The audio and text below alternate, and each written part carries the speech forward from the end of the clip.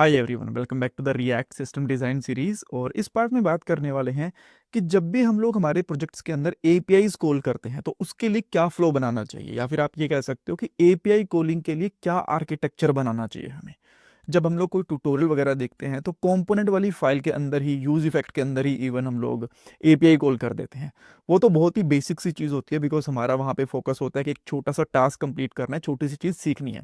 तो इसीलिए जिस कंपोनेंट में हम लोग हमारा एचटीएमएल वाला पार्ट रखते हैं वहाँ पे एपीआई कॉल भी वहीं पे रख देते हैं। बट एक्चुअल में ऐसा नहीं करना चाहिए, बिकॉज अगर आप लोग एक बहुत बड़े प्रोजेक्ट के अंदर ऐसा करोगे ना तो आपको बहुत सारे इश्यूज आ जाएंगे। जैसे कि आप लोग एक जगह पे एंड पॉइंट्स नहीं रख पाओगे, कॉमन एपीआई कॉल नहीं रख पाओगे, देन आप लोगों की कॉमन बेस सर्विस नहीं रहेगी। तो मान लो कभी आपको हेडर चेंज करने हैं, जेडब्ल्यूटी टोकन वगैरह भेजना है सारी सारी सर्विसेज के अंदर, और क्रॉस साइट स्क्रिप्टिंग को हैंडल करना है, तो आपको बहुत सारी दिक्कत आएगी।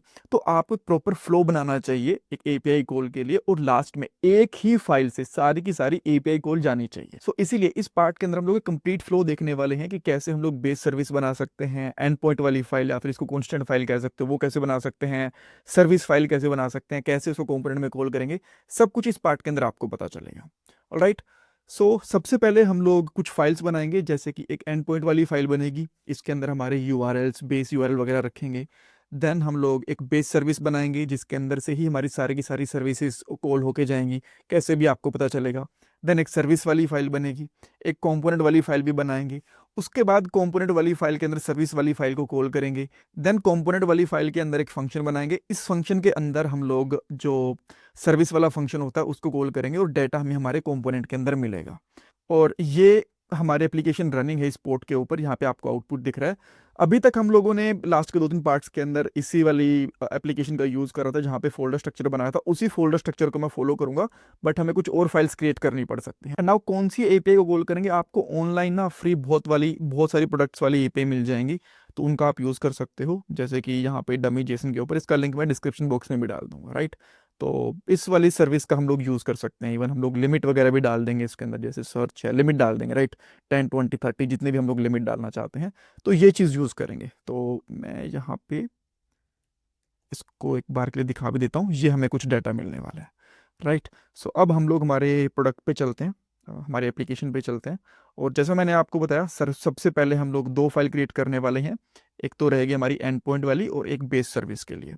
सो मैं यहाँ पे सर्विसेज वाले फोल्डर के अंदर एक और फोल्डर बनाता हूँ, जिसका नाम यहाँ पे रखूंगा एपीआई। कुछ और नाम रखना चाहो फोल्डर का तो वो भी रख सकते हो।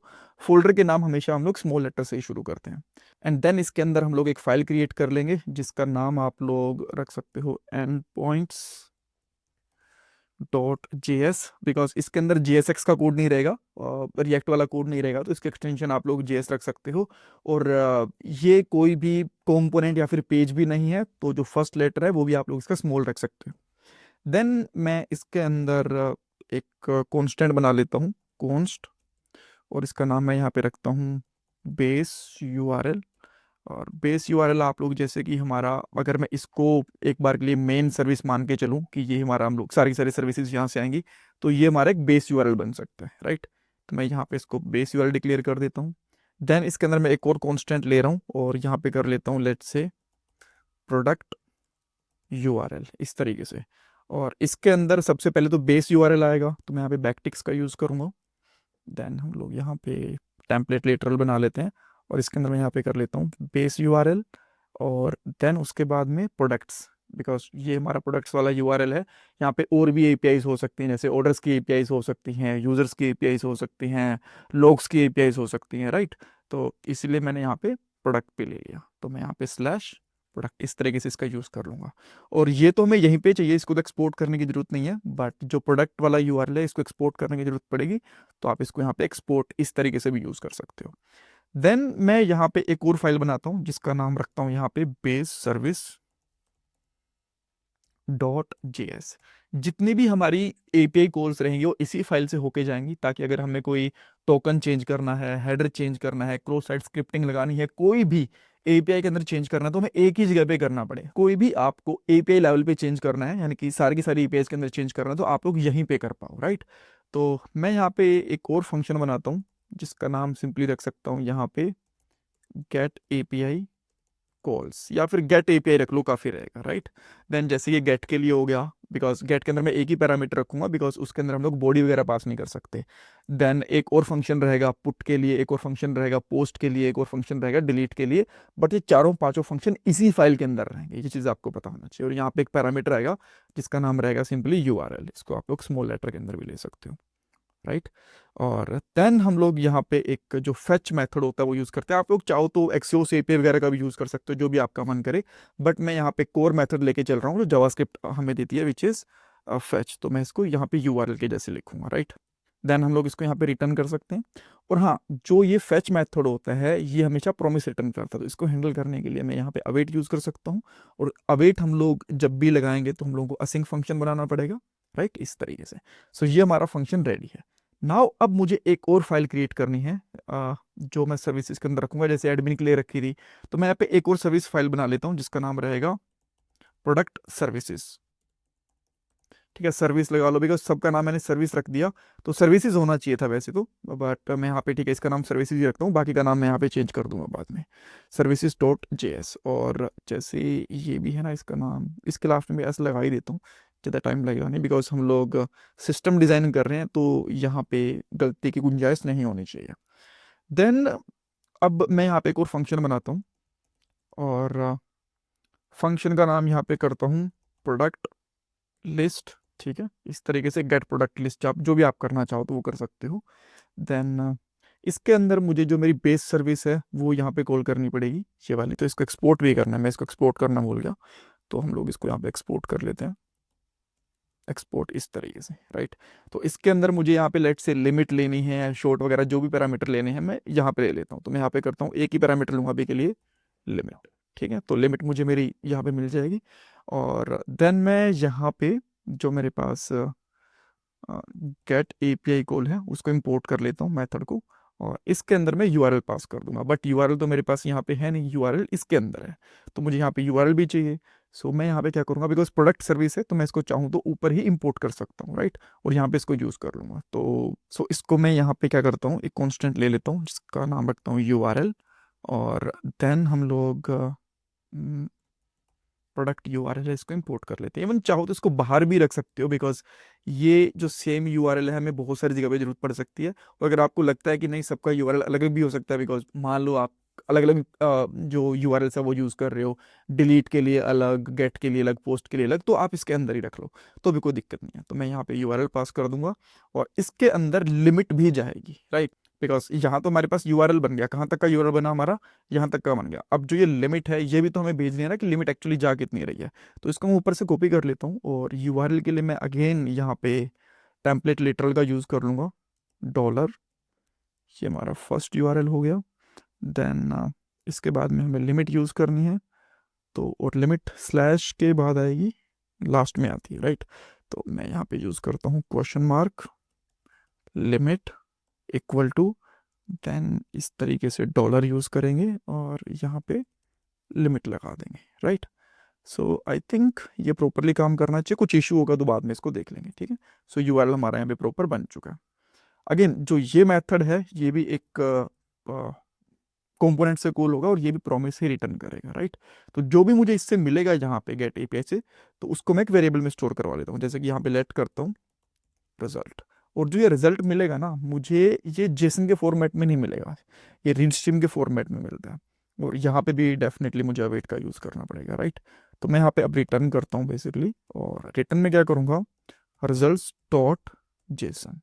और ये भी एक प्रोमिस रिटर्न करता है इस तरीके से, राइट। अच्छा, इसके अंदर ना थोड़ा सा चेंज होगा अभी, बट मैं थोड़ी देर बाद में करूंगा, बिकॉज जब मैं कंसोल डॉट लॉग करवाऊंगा ना तभी वो चीज़ आपको समझ में आएगी, अदरवाइज अभी समझ में आएगी नहीं। तो थोड़ा सा वेट करो, मैं चेंज थोड़ी देर बाद में करूंगा। अब मुझे कंपोनेंट के अंदर एक न्यू फाइल बनानी है जिसका नाम मैं यहाँ पे रख लेता हूँ, let's say products, right, dot JSX।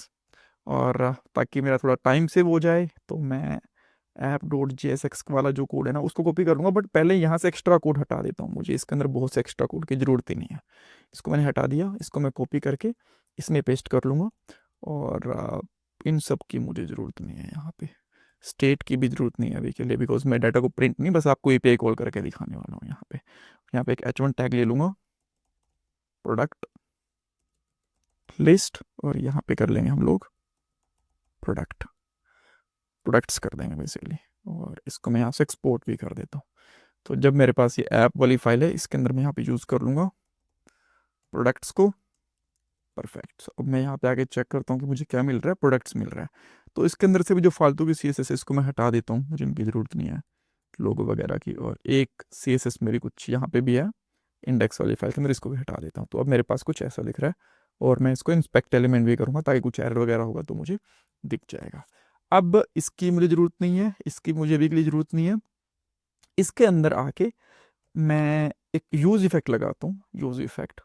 और यूज़ इफेक्ट के अंदर हम लोग यहाँ पे इसकी हेल्प से हम लोग API कॉल करेंगे। ये एक ही बार चलाना चाहता हूँ मैं, और इसके अंदर एक मैं फंक्शन बना लेता हूँ, कॉन्स्ट, इसका नाम रख लेते हैं गेट प्रोडक्ट लिस्ट और समथिंग, ठीक है। देन ये कॉल बैक फंक्शन हो जाएगा, कोई दिक्कत नहीं है। यस, कॉल बैक फंक्शन के लिए एरो भी लगाना पड़ेगा, ठीक है।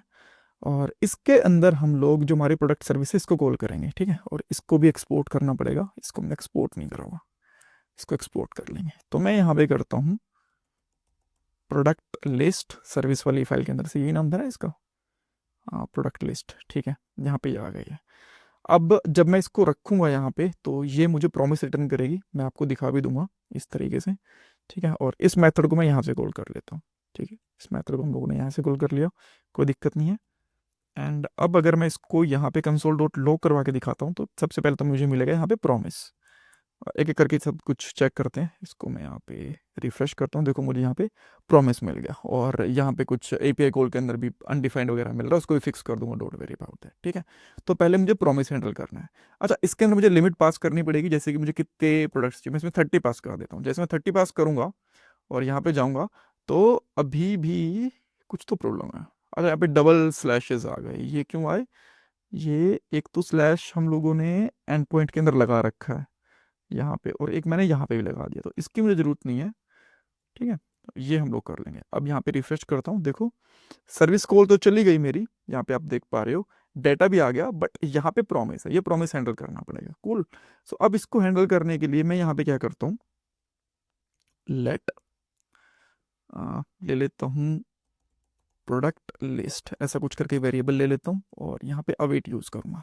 अब जैसा आपको पता है अवेट डायरेक्टली तो यूज़ करा नहीं जा सकता, इसको असिंक बनाना पड़ेगा, ठीक है। तो मैं यहाँ पे इसको असिंक बना लेता हूँ। और जैसे मैं यहाँ पे असिंक बनाऊंगा और यहाँ पे कंसोल डॉट लॉग करूँगा प्रोडक्ट लिस्ट को, प्रोडक्ट लिस्ट, देन अब आप यहाँ पे चेक करोगे, इसको रिफ्रेश करता हूँ कि कुछ तो एरर है। Again let me see, product 2 can not access product list 2, product list 2 क्या बना दिया मैंने?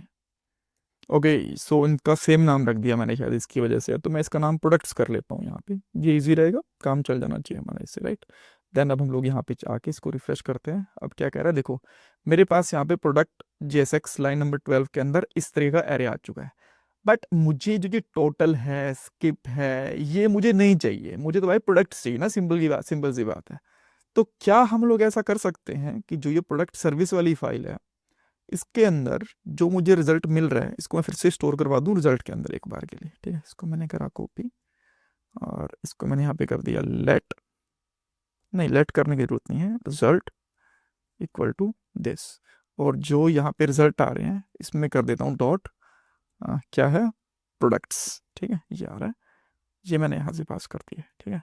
अब मैं यहाँ पे आके रिफ्रेश करता हूँ, देन आप देख सकते हो मुझे 30 यहाँ पे रिजल्ट मिल गया, ठीक है। यहाँ पे 30 आ गया। सो इस तरीके से आप लोग एक API कॉल करने के लिए फ्लो बना सकते हो, API कॉल का आर्किटेक्चर बना सकते हो, बेसिकली सिस्टम डिजाइन कर सकते हो। इसको और भी बेटर करा जा सकता है, मैं ऐसा नहीं कह सकता, हर किसी को और अपनी अपनी अपनी अप्रोच होती है, प्रोजेक्ट के ऊपर डिपेंड करता है। ये मैंने छोटे प्रोजेक्ट के हिसाब से बनाया, जैसे मैंने आपको बताया था कि जो हम लोग ये स्ट्रक्चर बना रहे हैं ये फीचर के हिसाब से नहीं बना रहे, ना इसको हाइब्रिड बना रहे हैं, ये हम लोग एक छोटे प्रोजेक्ट के हिसाब से बना रहे हैं यहाँ पे, राइट। सो उसके हिसाब से चीज़ें ठीक हैं। और देन एक चीज़ और जो इंटरव्यूज के अंदर माइट भी पूछी जा सकती है, इवन अगर आप यहाँ पे चेक भी करोगे ना, जो ये यूज इफेक्ट है, मैं यहाँ पे कंसोल डॉट लॉग कर देता हूँ और यहाँ पे करता हूँ कंसोल डॉट लॉग के अंदर जस्ट से हेलो करता हूँ, ठीक है।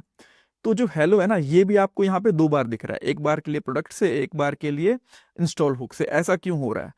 देखो, जब आप लोग रिएक्ट जेएस की एप्लीकेशन को डेवलपमेंट मोड के अंदर स्ट्रिक्ट मोड के साथ चेक करते हो, ठीक है, डेवलपमेंट वाला मोड चल रहा है, हमारी प्रोडक्शन बिल्ड नहीं है ये वाली, और यहाँ पे स्ट्रिक्ट मोड यूज करते हो तो ऐसा ही होता है। अगर मैं स्ट्रिक्ट मोड को यहाँ पे कमेंट आउट कर देता हूँ, देन देखोगे आपको यहाँ पे एक ही हेलो दिख रहा है और एक ही यहाँ पे प्रोडक्ट्स वाली लिस्ट दिख रही है, ठीक है। सो इसकी वजह से होता है, डोंट वरी। जैसे आप लोग अपनी एप्लीकेशन को प्रोडक्शन मोड के अंदर यूज करोगे, प्रोडक्शन वाली बिल्ड बनाओगे, तब ये वाला इशू आपका रिजोल्व हो जाएगा। So don't worry about that, right. So इसमें कुछ डाउट कंफ्यूजन है, मुझे कमेंट सेक्शन में पूछ सकते हो। प्लीज़ वीडियो को लाइक करना, चैनल को सब्सक्राइब करना, कमेंट सेक्शन में फीडबैक देना।